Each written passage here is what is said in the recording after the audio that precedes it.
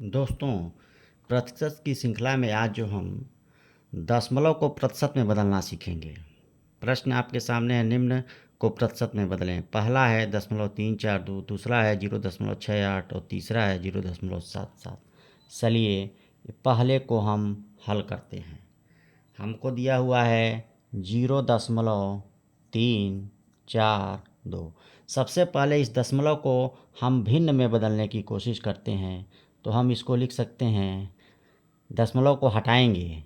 तो दशमलव को हटाने के लिए क्या करते हैं, इसको 3, 4, 2 लिखेंगे और दशमलव के स्थान पर एक, कितने अंक हैं, 1, 2, 3, तो यहाँ हम 3 शून्य रखेंगे। तो ये हो जाएगा इसका भिन्नात्मक मान। अब भिन्न को प्रतिशत में बदलने के लिए क्या करते हैं, 100 का गुणा करते हैं, यह हम जान चुके हैं। अतः यहाँ 1000 गुणे 100 करेंगे। एक जीरो से एक जीरो कैंसिल हो गया, इस जीरो से इस जीरो कैंसिल हो गया, मिल गया हमको 342/10। इसको एक शून्य है तो एक अंक के बाद दशमलव लगाएंगे और ये मिलेगा 34.2%।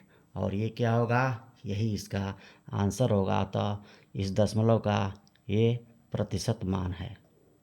ठीक इसी तरह आप दूसरे प्रश्न को लगाते हैं। दूसरा प्रश्न क्या है कि 0.68। चलिए इसको भी भिन्न में बदलते हैं। तो दशमलव हटा देंगे 68 और दशमलव के स्थान पर एक, और कितने अंक हैं, तो 2 अंक हैं, तो 2 शून्य लगाएंगे। अब ये इसका भिन्नात्मक मान हो गया। और भिन्न को प्रतिशत में बदलने के लिए क्या करते हैं, 100 का गुणा कर देते हैं। इस जीरो से ये दोनों कैंसिल हो गया, अतः हमको मिल गया 68।